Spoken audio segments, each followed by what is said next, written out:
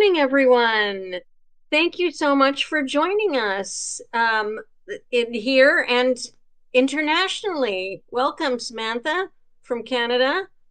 Happy to see you. Happy to see everybody here today on Wednesday at 11, which means that it's time for Elevenses with the reps at Diesel. And as most of you know, I think every Wednesday we get together here in our crowdcast space and we meet with our wonderful booksellers and publishers representatives, the professionals, and we discuss all of the new, upcoming, recently released titles. We have book gossip, we have rabbit holes, we have occasionally themes, we have a good time, in other words.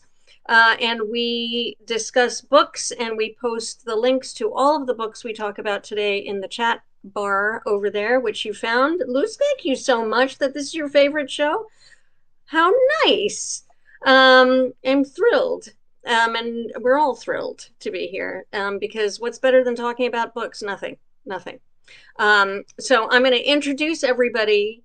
We're going to get rolling. We've got a lot of amazing books to talk about today, but I do want to first tell you about a couple events actually at the store coming up tonight, which is Wednesday, right? Wednesday, yes, it's the 21st. And this evening at 6:30 p.m. at the store, we'll have Craig Maud with Dexter Thomas and discussing and signing Things Become Other Things, a walking memoir. I don't know if you all have read this book yet, but this is an amazing book. It's getting incredible attention. And it's just absolutely a wonderful book. And here's an opportunity if you're nearby to come by and get a signed copy and hear all about it. Things Become Other Things, a walking memoir. That's tonight. So 6:30. Don't miss it if you're around. And then on Tuesday, the 27th at 6:30 p.m., we have John Dingus with Susie Weissman and discussing and signing Chile in Their Hearts, the untold story of two Americans who went missing after the coup. That's going to be Tuesday, May 27th at 6:30 p.m. at Diesel Bookstore in the courtyard. We also have more events coming up, and Joey has posted the link to all of those. You can take a look later. That's right underneath there. At your leisure, and check it out. We've got a lot of great stuff coming up. So that said, let me introduce everybody today and we can start talking about what we're really here for, and that is gossip. No, that is books. So joining us today for the second time only, Kristin Rasmussen from Scholastic. We're so happy to have you, Kristin. Thank you so much for coming. Thank you. And then our trooper professional in her car, once again, on the road, she's a road dog, is Julia Callahan from Hachette. Not from his car, but nevertheless, ready for action, is Joe Murphy from WW Norton. We're always happy to see you, Joe. We don't get to see you a lot. And another person we don't get to see often, and I'm so happy to see you there in the office over there, is Jonah from the bookstore. And he's our bookseller today. Behind the scenes, Joey is on the links and answering any other questions you have, or any sharing any other addenda that you want to add to the conversation. All right, that said, what hot gossip always. We're here for the chisme. It's our sort of unofficial, it's our unofficial motto. All right, Julia, why don't you lead us off? Sure thing. Thanks, guys. So my first book today, it came out yesterday. It's a big one for us. It is part of the romantasy oeuvre that is currently sweeping shelves, and it is Rachel Gillig's The Night and the Moth. This is the first of a series, the Stonewater Kingdom series. And this is about a woman who is like a seer, and she is with a group of other women who are also seers, prophesizers. And she happens upon this night who is extremely rude, very rude. She does not like him in the least. And in fact, she kind of hates him. And then her fellow seers start going missing, and she must enlist the help of this knight to track them down and figure out what's going on. And it turns out maybe he's not as terrible as she originally thought. So you can, I'm sure, surmise what the trajectory of that thread might be. But it's a delight. Rachel Gillig is a huge name in romantasy. She had a duology, the Two Twisted Crowns, and One Dark Window duology before this. And this is her first hardcover release, and we are so thrilled. I've been seeing pictures of big stacks of books at indie booksellers, indie bookstores, and I know people are already buying it and loving it. And so this is The Night and the Moth by Rachel Gillig. The Two Twisted Crowns duology was huge. Huge. And for anybody who's a bit late on the romantasy, is there anybody who doesn't know about romantasy at this point? Maybe, I don't know. It's possible. But romantasy is what it does, what it says on the tin. It's romance and fantasy. I think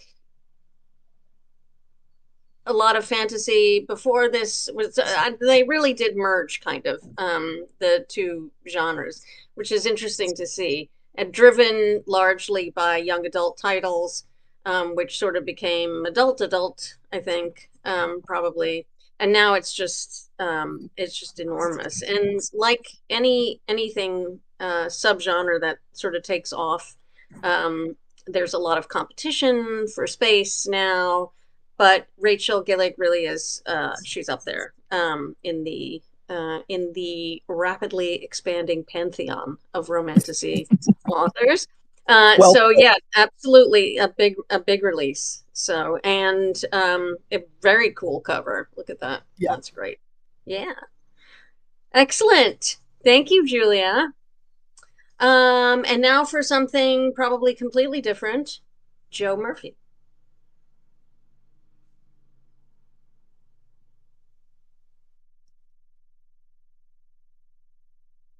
Hi, sorry. Sorry, I misanticipated the order there. I am Joe Murphy. I am the rep for WW Norton, and I too am going to start with a book that published yesterday, and definitely the book I'm most excited about for summer. And it's so fantastic. It's a River Alive by Robert Macfarlane. Oh, look at that, and look at that cover. I'll come back to that. So Robert Macfarlane is my favorite nature writer, full stop. I'll preface this by saying I'm not a great nature reader. Usually I like doze off during descriptions of how the sunlight dappled the leaves or whatever. Robert Macfarlane is so compelling and so interesting. He wrote a book for us called Underland a few years ago that was just an incredible exploration of all things literally underground. And this is his new book. And it's about rivers. It's kind of based on the theory that there had been some laws actually passed and then or proposed in other places that rivers should be given something akin to rights to go where they want as opposed to being dammed or used for energy or what have you. He visits three incredible rivers around the world. One is in a cloud forest in Peru. One is this exceptionally polluted river in India. And then the final one is in Canada, and it's a river down which he takes a really jaw-droppingly hazardous kayaking trip with not a lot of personal expertise, it sounds like. Some, but not for maybe what he's doing, which is like mind-blowing. Plus, he decides to fast during this. He takes some advice from a Native American that he meets, and there's the kind of the theory that he might like have an experience if he's fasting. Well, part of the experience is like it's really hard to carry a kayak over ground for miles and miles and miles when you haven't been eating. But anyway, and it's jaw-dropping all the way through, and it's a thrilling book, and it's the most just gorgeous writing. And Generally speaking, like the idea that rivers have rights might be an idea that I might find a little woo-woo. Totally sold me on it. I'm like completely down for it. Um, Diesel, I believe, joined our pre-order campaign for this, so at least you might have sold the pre-orders, but if not, you've got some signed copies on hand, and they come with as while supplies last, they come with a field notebook to match this cool cover, which was done by Stanley Donwood, who did all the covers for the Radiohead albums. Oh, He did the Underland cover as well. So yeah, the design throughout is like pretty, there's the end papers. Yeah, it's very cool. I just love this book. There's so much the entire Norton rep staff is just agog over it. We're so excited about this book coming out. So that's Is a River Alive, Robert McFarlane. what a great little tidbit about the art there. It Yeah. is a mesmerizing and absolutely beautiful cover. Yeah. And Joey, we still have do we still have signed copies and the little swag that goes with it? Let us know. But I am a fan of nature writing, which has been enjoying as environmental concerns grow. Um, so has the number of books writing about nature and environmental concerns and this kind of thing. And there's been some real standouts lately. And but this one, I don't need to be convinced. I'm already, as you know, rivers have rights. River, let the river go where the river wants to go. I'm already down. It, But if you want to come away with some hope about nature, this is a good book. okay, well that's good. That's a good note because I think we need it right now. So gorgeous, beautiful book on sale now, and Joey thinks we still have signed copies available. So get them while they're available. Thank you, Joe. Thanks. All right, let's move on to Kristin, who is also on the road. I am. I'm sitting on the floor of my buddy's guest room, coming to you from Northern California. So thank you, Deborah, for having me, and all the folks at Diesel for having me again. I'm really happy to be here and share some great books with you. I wanted to start today with a book that I'm just so delighted to share, and it is a picture book. So I'll start there, and it is called Millie Fleur's Poison Garden. And it is a little bit Wednesday Addams, a little bit The Curious Garden, and it is, of all things, just delightfully, wonderfully weird. So basically, the premise of this darling picture book is that a little girl and her mom moved to a town called Garden Glen, and it's pretty boring, pretty cookie cutter. Everything looks the same. And then Millie comes to town, and she starts to work on her poison garden, and she has wonderfully strange things like sneezing stinky weed, fanged fairy moss, grumpy gillyflower, among others. Some are poisonous, some are just really menacing looking. They're all just weird. So anyway, Millie is delightful, and this book came out back last summer, and I know that Diesel had it and hopefully has it still. It's wonderful. The good news for all of us, I hope, is that Christy Mandan, the author of Millie Fleur's Poison Garden, has a new book coming out July 1st called Millie Fleur Saves the Night. And in this episode, she decides to help all of her friends in Garden Glen turn out the lights so that all the wonderful creatures and plants that flourish at night in the dark can come out. And she's kind of showing her community how not to be afraid of the dark. And that is out, as I said, July 1st. And Christy is absolutely delightful. She's a wonderful talent. We're so happy to have her on our list last summer and again this summer. And if you want a real treat, you have to follow her on Instagram because she's from Georgia, and she's sassy as hell and funny and just delightful. Every bit as delightful as Millie, and her Instagram handle is just at her name, Christy Mandan. So if you want to follow someone really genuinely funny and delightful, there's the tip for you. I don't know if that qualifies as hot gossip, but it's something. No, but it's always good to know, actually. There's so much joy with when authors have these great social media accounts that they really obviously take time with and are very connected to them, and are not just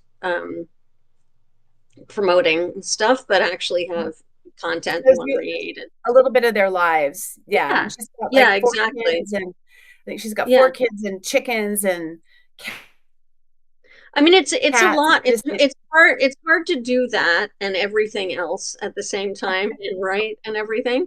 And I'm always in awe of the authors who can do that, because it's a lot. It's a lot. It's a lot. Yeah, but that's great.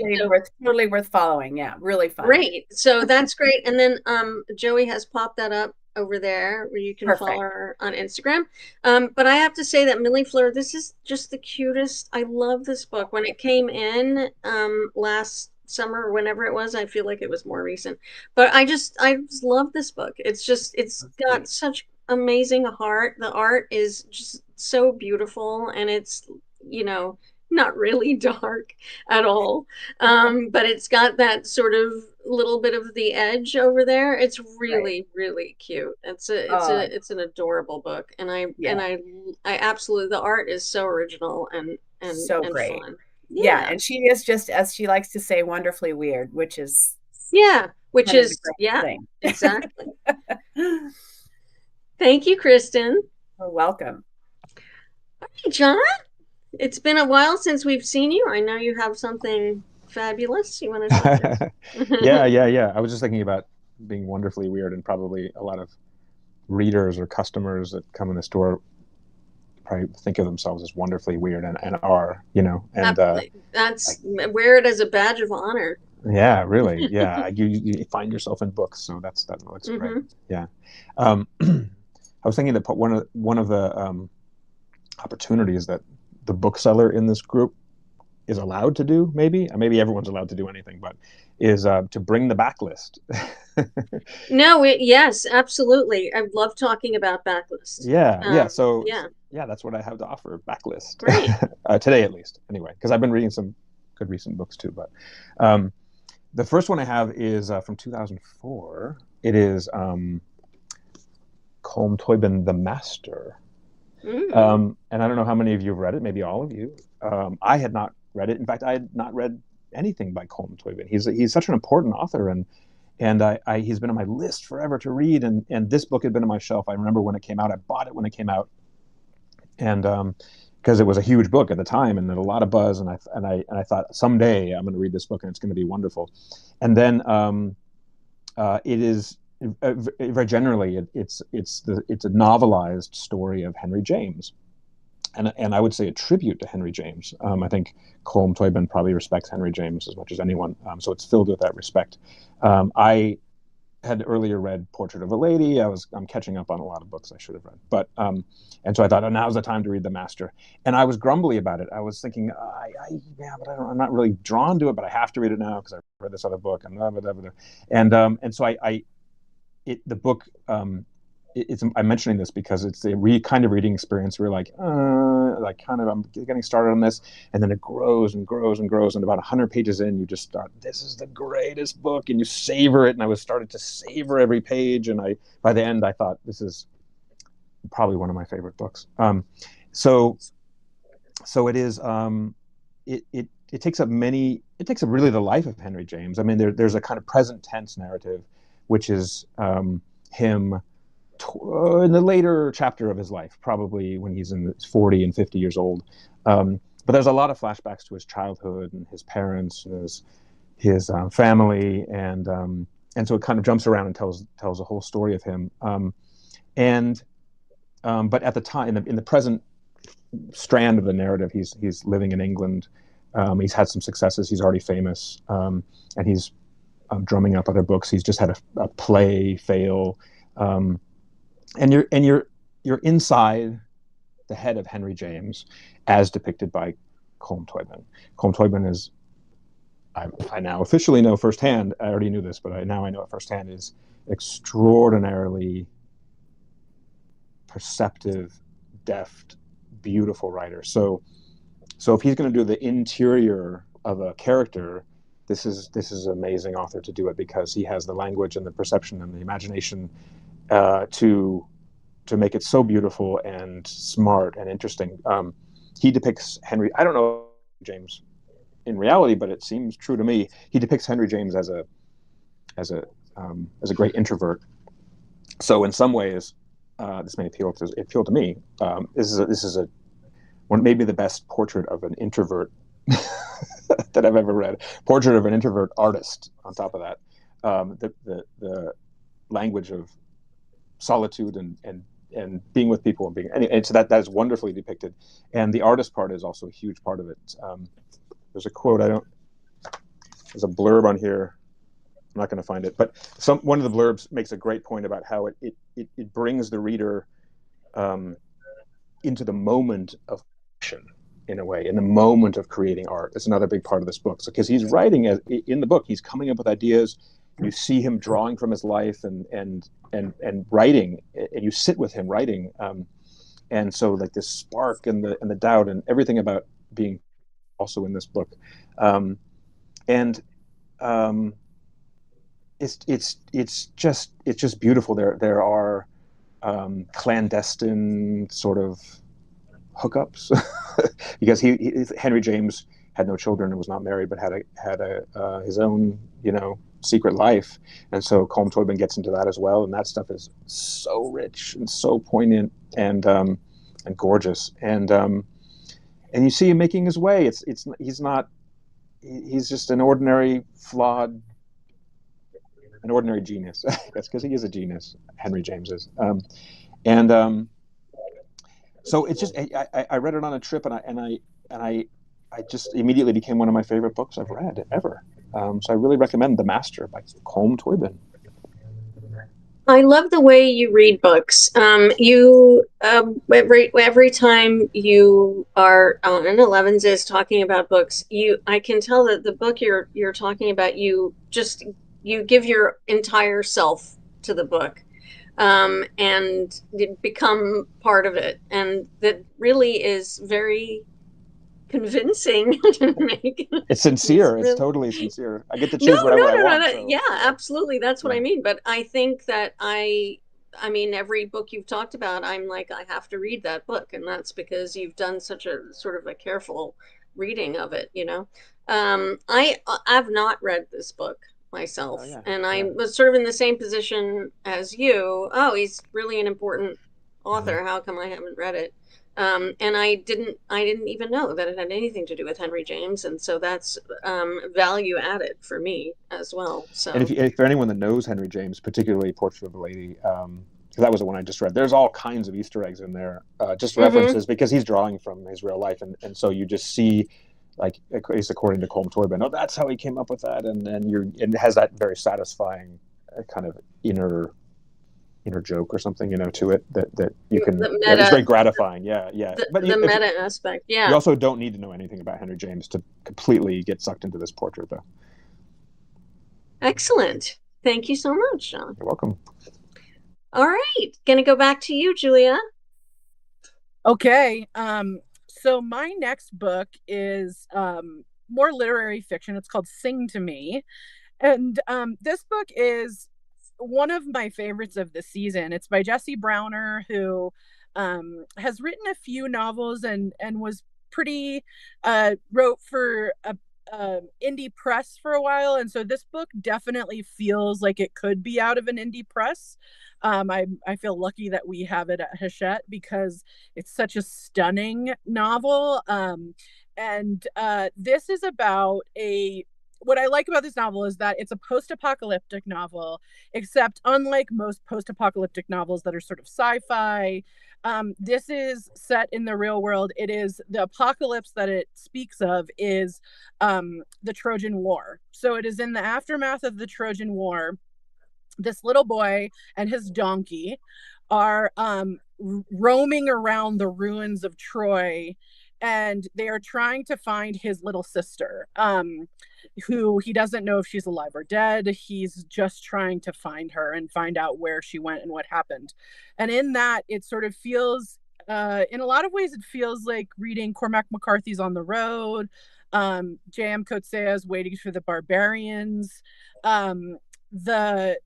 It is a gorgeously written novel. It's a short novel too. I think it's only about 175, 210 pages. It's like in that sort of region. So sorry, I have to read everything on an iPad, so I don't always know the exact number, but it's short, and you'll get through it, but it's just so beautifully wrought. And I just love this idea, sort of in a literary way, this idea of war as apocalypse, because of course the second you think about it, you're like, of course that's what it is. War is apocalypse. And framing it in that way, I think, makes this such an interesting and poignant book about sort of the aftermath and the ruins of war and how it ruins sort of everything. And so this novel, you could see the nice Sigrid Nunez quote, a remarkable achievement, she called it. But this is just, I think, one that you'll really sit down and devour. And so Sing to Me by Jessie Browner. Don't you think, Julia, that was very appealing to me, the description of it and the length and all, as I've said many times, I do gravitate toward the shorter books because I can read more of them. We love a short king. We love a short king. Read more of them. Also,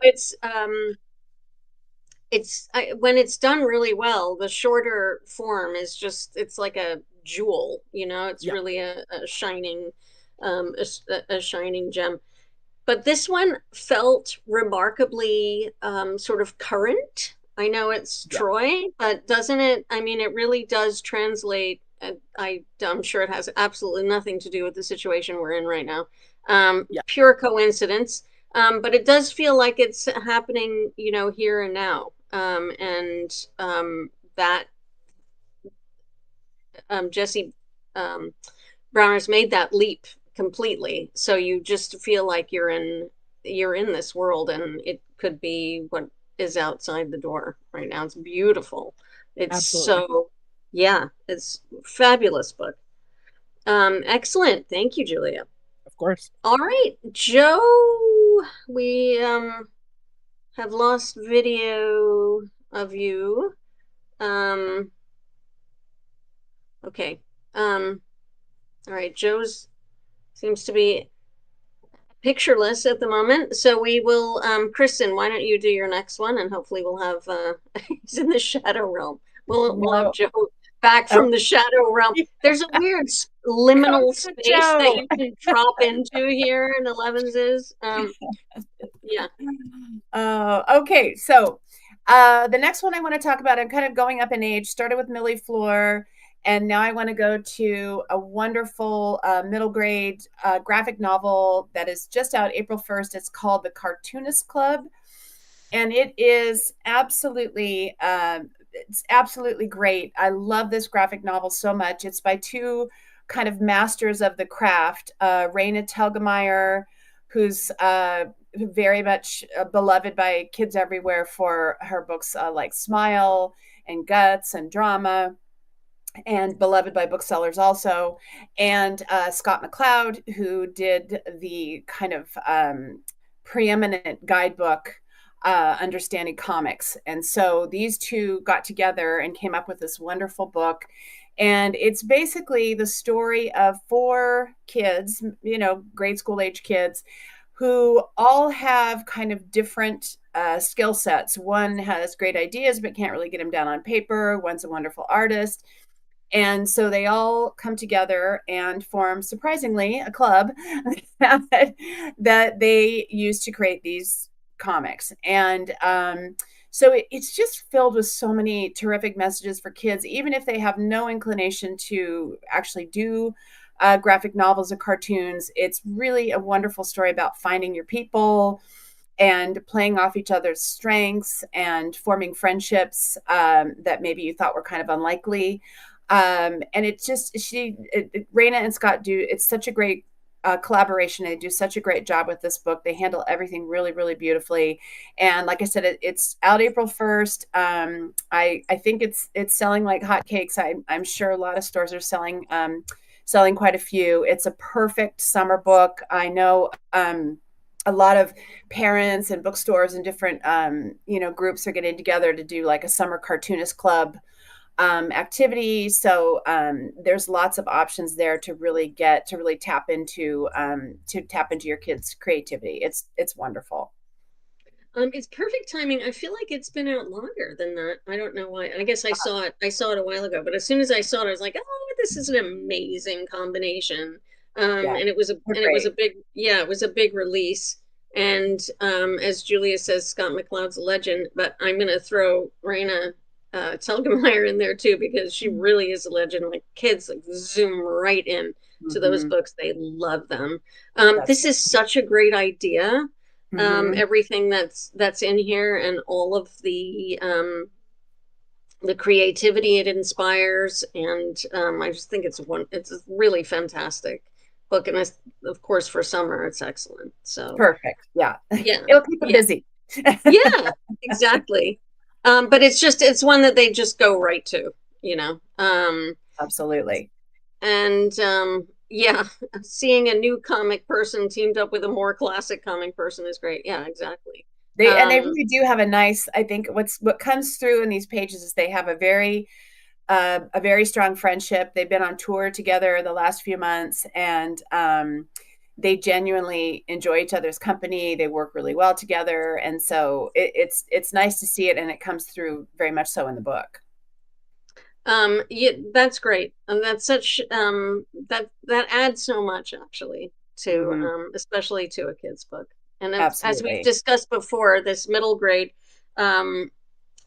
junior reader slot here is a really critical one for a lot of younger readers, and excellence here leads to very discriminating and involved readers later. So yes. Oh, I hope so. Absolutely. Yeah. Thanks, Kristin. You got it. All right, Joe, you're back. Thank you. From the shadow realm. I know, yes. The next book I'm going to talk about is also very recently published. It's Dianaworld by Edward White. His previous book was one I loved as well. It was called 12 Views of Alfred Hitchcock, and it took 12 different chapters on Alfred Hitchcock and examined him from all these different directions that I'd never even contemplated before. So it was a really fresh take on Alfred Hitchcock. I'm inherently much more interested in Alfred Hitchcock than I am necessarily in Princess Diana. I have to say, I think I enjoyed this book more. It takes a very similar approach, which is it is 12 chapters looking at different, maybe you wouldn't think of these things. In some cases you would, but like his actual exploration is different of elements of Diana's life and sort of the cultural reaction to her, and of course the sort of cult that grew around her. So a few of the chapters, there's a chapter called at the beginning called Bloodlines, Blood Family, sorry, and that's about the whole history of the Spencers, which goes back to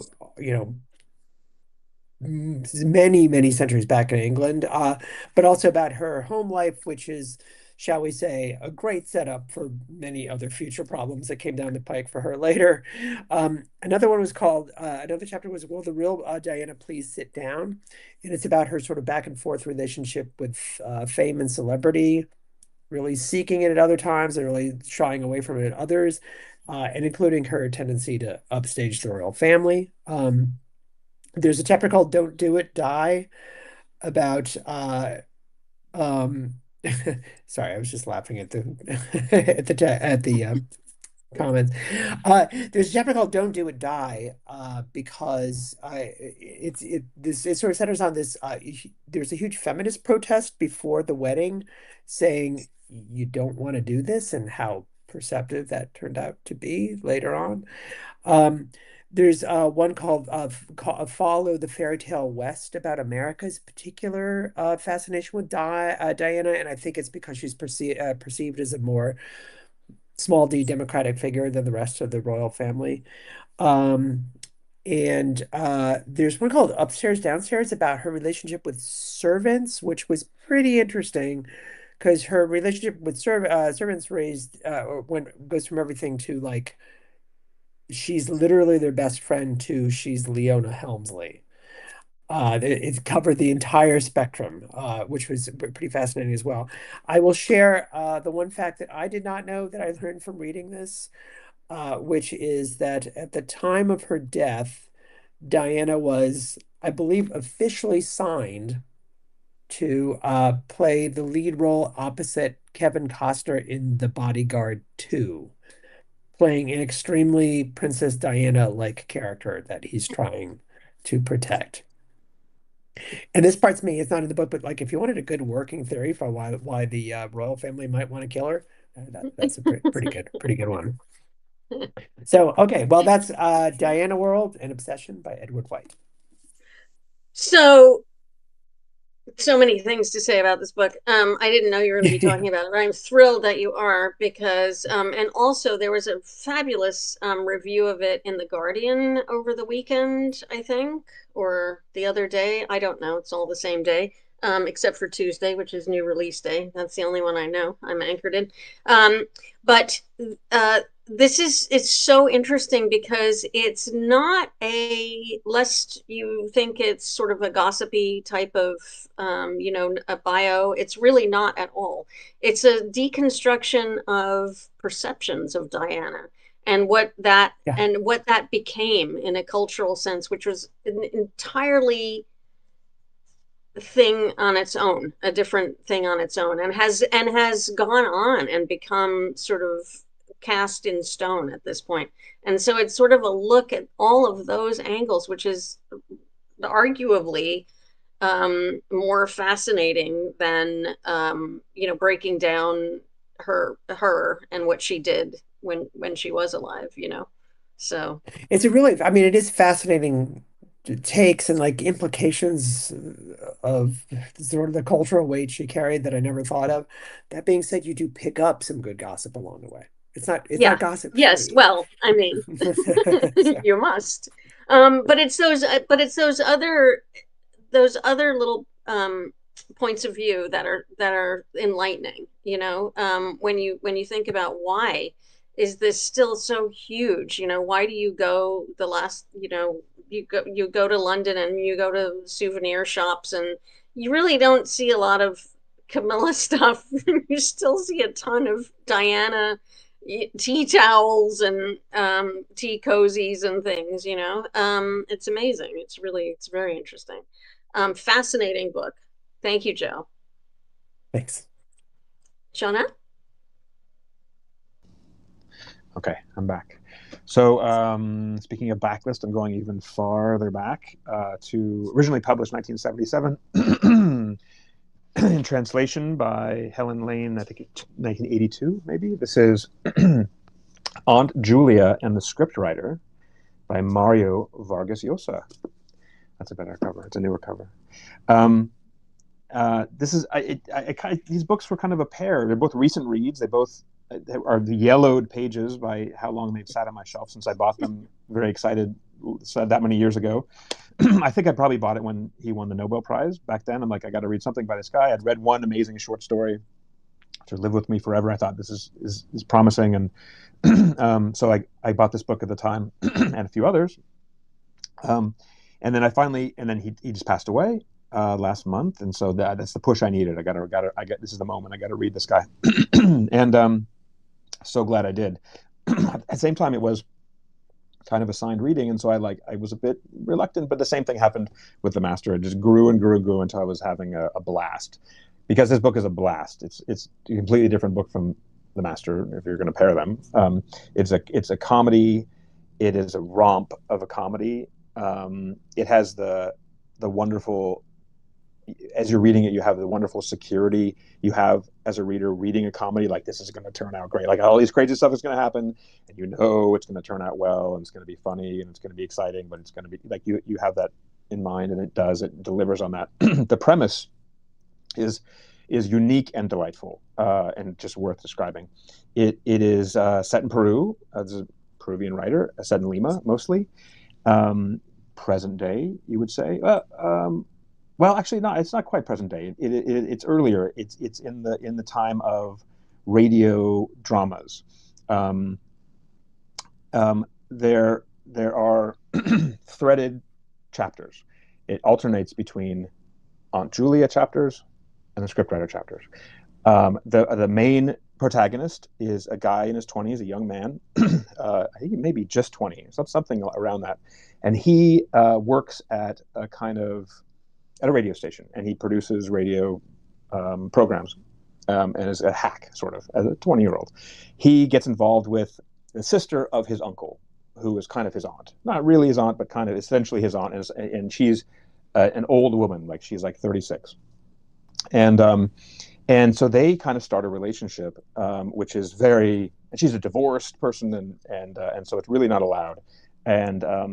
But they kind of, in a very funny way, kind of start seeing movies and hanging out and kind of falling for each other. And then all of his comrades at his work are all for it. They're all his friends, and they're going to make this happen. And he's doing battle with his family, but his comrades are making it happen. So every other chapter is kind of the story of this relationship, which is very funny, and it goes all kinds of different directions.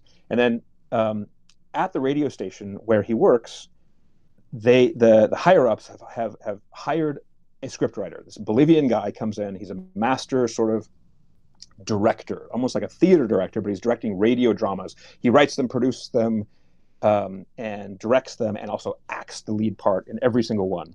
And they are just melodramatic and rich and juicy scripts, full productions. And he is himself a character. He's an intense artist, and so the threaded chapters are you get the story of Aunt Julia, and then each one of the chapters in between is a script that he's written, is sort of a full production that this guy, the scriptwriter, has written. It is essentially a short story. And so there's all these short stories that you get the short story hit, but it's not quite disconnected. I mean, this is a master writer, Vargas Llosa is. So you're aware of this guy, this character writing this stuff, these short stories, and so you're aware of himself putting himself into the stories, and the events of the other chapters work their way into these scripts, and that's very satisfying. And then the guy starts losing his mind, and then the stories start losing their mind, and then it just jumps around, and it's so creative, and this book gives so much, and it's very beautiful, and the writing is amazing, and it's very, very funny and fast and totally unusual. And I could go on a lot longer, but I won't. I'll just say I loved it, and it was a total joy. Amazing. I've not read it. We've gotten all kinds of interesting information while you were describing it from Joe. Yeah. There's a 1990 film adaptation. Oh, I forgot about that. I haven't seen it. Barbara Hershey and Keanu Reeves. There you go. There's a combination. That's very interesting. One and thing Joey has very helpfully put the link to that. That's amazing. I should add one little thing, though, that it's kind of autobiographical. Vargas Llosa himself married his aunt in his 20s, and so he's drawing on his experience. And they were married for a few years. I don't know the details of that, but it's also he's kind of drawing from a crazy phase of his life. So anyway. Okay, well there's a rabbit hole. That would be interesting to go down. The critics echoed your yikes at the time. Yeah, very interesting. Wow. Oh, and Vargas Llosa got writing credit for that as well. So interesting. That's cool. Layers and layers. Yeah. Thank you so much for that, John. Awesome.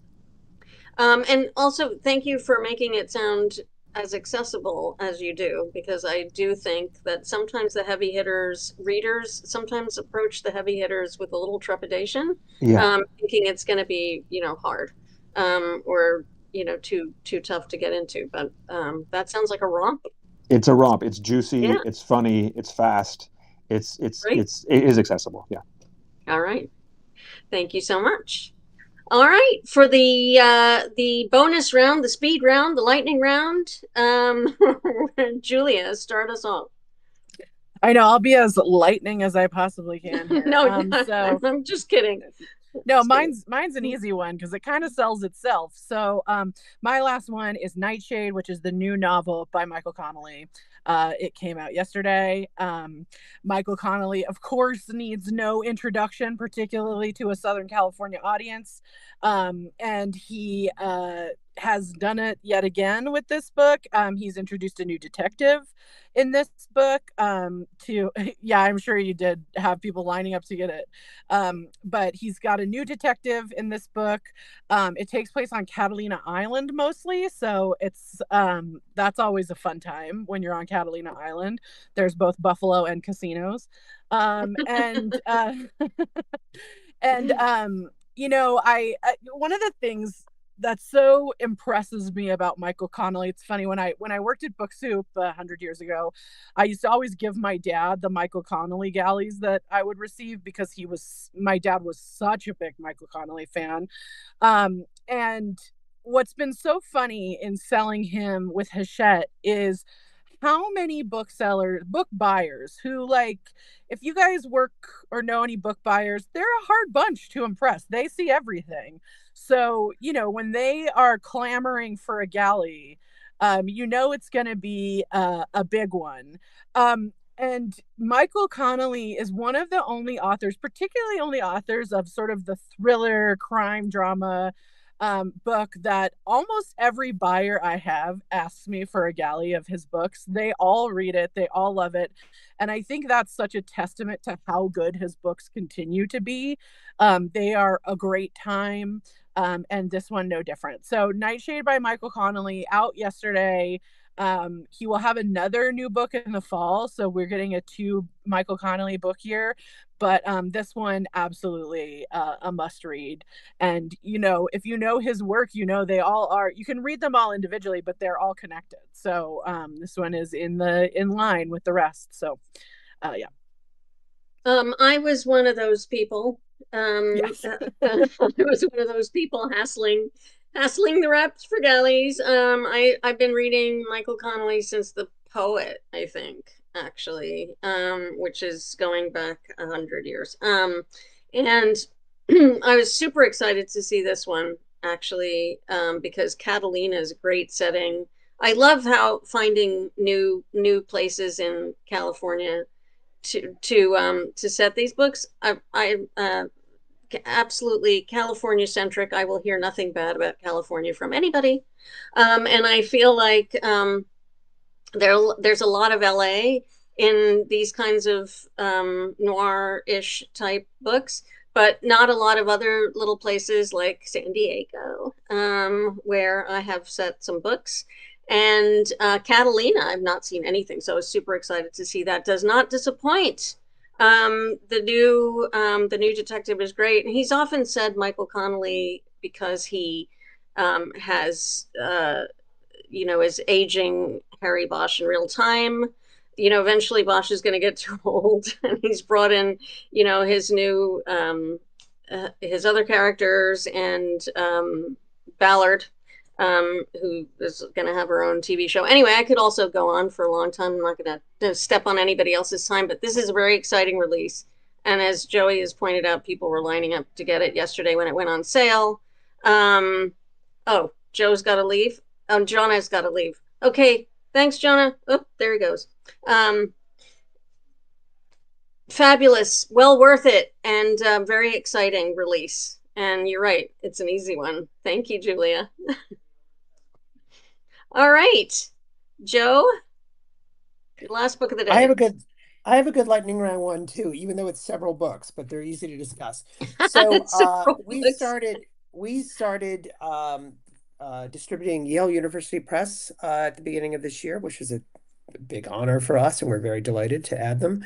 And they have this terrific series called A Little History of, and they've always been hardcovers with sort of these very delightful woodcut designs. And they're incredibly engaging narratives that give you a wonderful but fairly serious overall history of a large topic. So I'm going to show you the reason I bring this up, which is for the first time ever, they've now done them in paperback, and it's a completely different package. First of all, let me show you how cool they look together.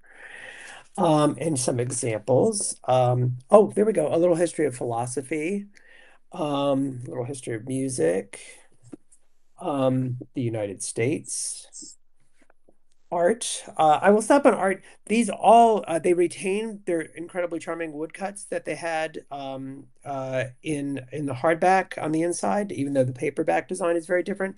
But art even has full color illustrations throughout, which is amazing. And I'm going to come to in a moment while that's all amazing. Literature and the series the book that started it all, the super all-time classic, E.H. Gombert's Little History of the World. The reason why these packages are so great, and I can't emphasize too, the paper stock is sort of just eye-popping. The price point on these, $15. I can't believe that they were able to do this and bring these in at this price point. I just think it's really an incredible feat, and it's a delightful series as well. I love this series. This is such a great series, and very exciting that it's all available in paperback now. And as Kristin points out, the full set would make an amazing gift. Absolutely, it would. Yes, it would. Yes, it would. There's always gift-giving occasions coming up, and this really runs the gamut of you absolutely know someone who would appreciate one of these, all of them, individual people or one person. So really great value for these books. They're amazing and hardcover, and really fun in paperback. So thank you, Joe. All right, Kristin, you're going to wrap it up for the day.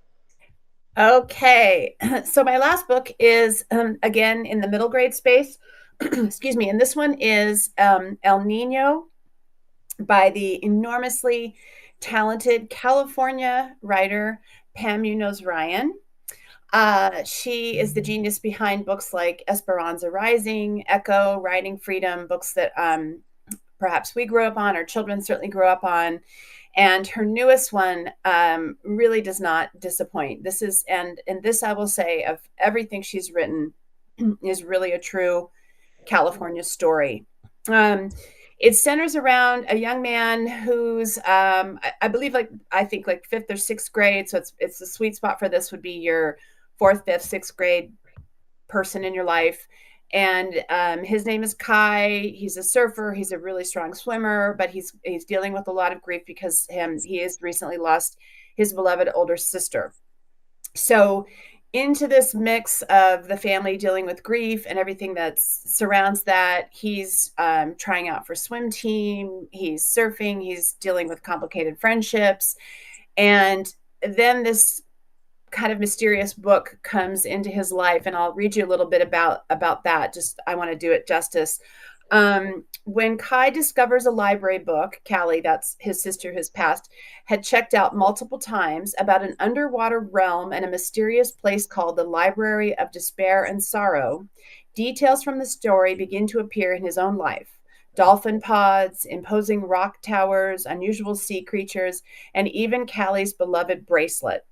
As myth and reality collide, El Niño unleashes its fury, and Kai is swept up in a storm of events that will change his understanding of love, death, grief, and how to best honor those we've lost. So it is, I mean, it's really beautiful. It's absolutely profound and provocative, and it deals with death and grief, and also growing up, and it has a lot of magical realism woven into there, to that whole aspect of the story, which makes it even more fascinating.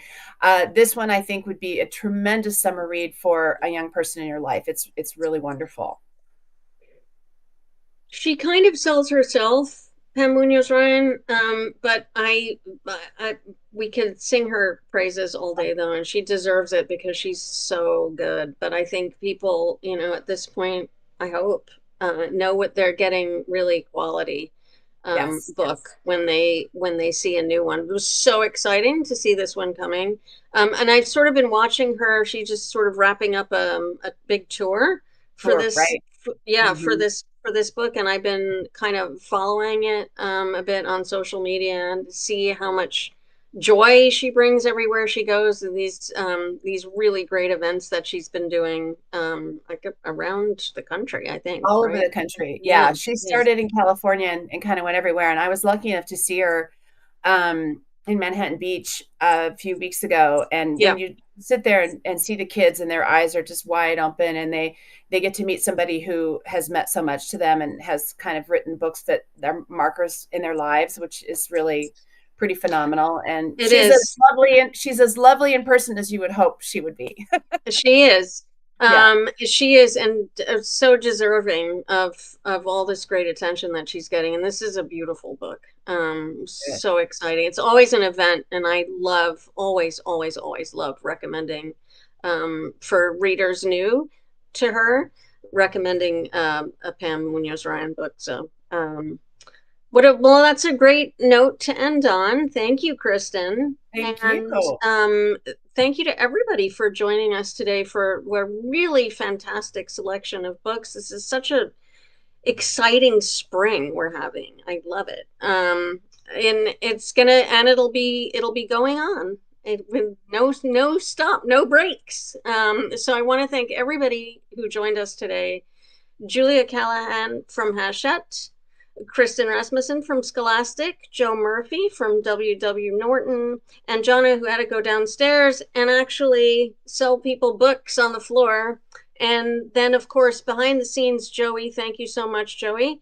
And everybody who tuned in today, thank you for joining us. We're going to be back again next week. We'll have more reps. We will have more books and more booksellers and much more to talk about. So hope you will come back then and see us next Wednesday. Until then, everybody have a wonderful week. We'll see you then.